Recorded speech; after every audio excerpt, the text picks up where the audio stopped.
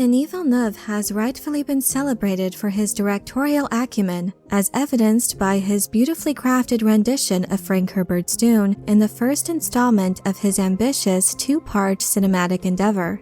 His nuanced direction and keen attention to detail in Dune Part 1 demonstrated his commitment to portraying a world that is as engaging as it is intricate. However, as much as I admire his work, I find myself rather skeptical of some recent comments he made regarding the role of Lady Jessica, played by Rebecca Ferguson in the upcoming Dune Part 2.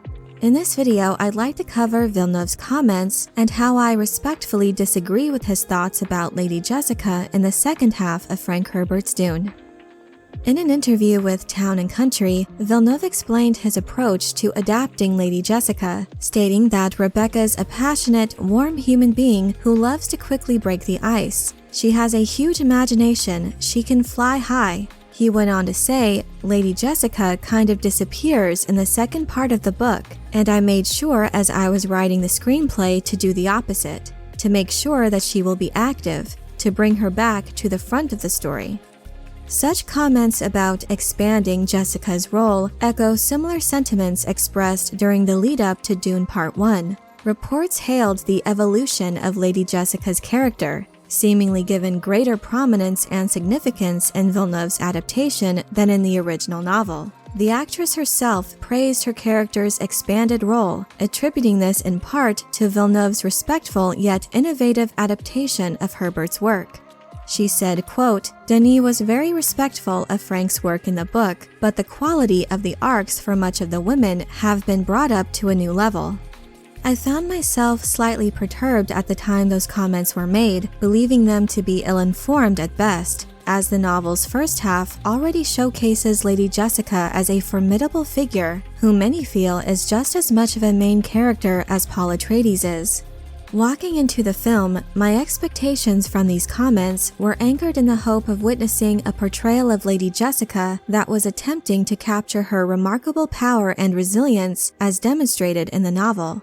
However, to my astonishment, the version of Lady Jessica that ultimately graced the screen in Dune Part 1 was a stark divergence from these expectations, contributing to my feelings of disappointment. Instead of seeing the reported amplification of Jessica's character, what we got was a portrayal that felt underwhelming and starkly diminished. This was particularly disconcerting considering the depth and complexity of Jessica's character that was offered by Herbert's original work.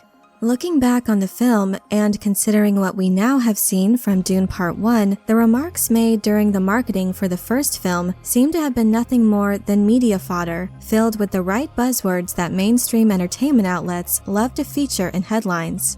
While there is so much that I enjoy from Villeneuve's Part 1 adaptation, when it comes to the character of Lady Jessica, it is not my favorite portrayal, mostly due to how many of her scenes and actions, showcasing her deep love for Duke Leto and her varied abilities of perception and insight as a Bene Gesserit, were cut from the first film.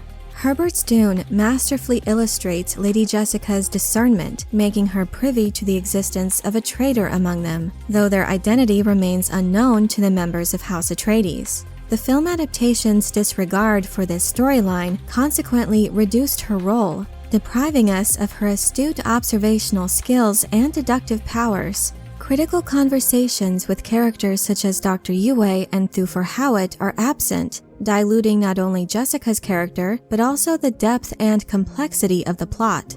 Furthermore, the inclusion of the book's banquet scene could have done much to showcase Jessica's political savvy and perceptiveness. While Jessica was not the only character to suffer such a diminishment, I think that the exclusion of these scenes and subplots from the book were a massive missed opportunity if their intention truly was to showcase the power of her character. When it comes to Villeneuve's comments about Jessica in Part 2, I find myself at odds with the director's assertion that she disappears in the second half of the book. Even in the book, she remains a vital force throughout the narrative. She is the central focus of the entire Water of Life ceremony and its preceding events. As the Fremen tribe's new spiritual leader as Reverend Mother, she continues to be a character of great significance to the unfolding narrative, as her son Paul grows to fulfill his prophesied role as their Messiah. She has a very impactful and intense scene upon Gurney Halleck's return. There are also a couple of interchanges in the book that Jessica has with Chani, who Villeneuve has separately touted as a primary character for Dune Part 2. Add to this her scenes with her daughter Aaliyah, who plays a pivotal role toward the end of the novel. Far from disappearing, Jessica is present during many significant events in the second half of the novel, with consistent lines of dialogue occurring through the climax of the book. Jessica's words to Chani even serve as the closing lines of the novel.